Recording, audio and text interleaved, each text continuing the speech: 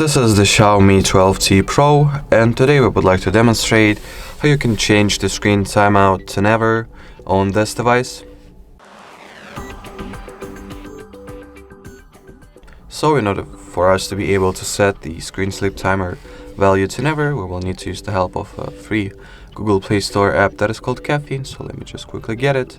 You can, just follow my steps. Launch Play Store, find this particular app, tap on the green install button and wait for the Caffeine app to get downloaded and installed on your device. Then after the security scan has been performed, if you have this function enabled of course, all that it's left to do is to launch the Caffeine app and make sure that the timeout section has the infinite value set, which will mean that as long as the Caffeine app is active and running in the background, so do not close it, leave it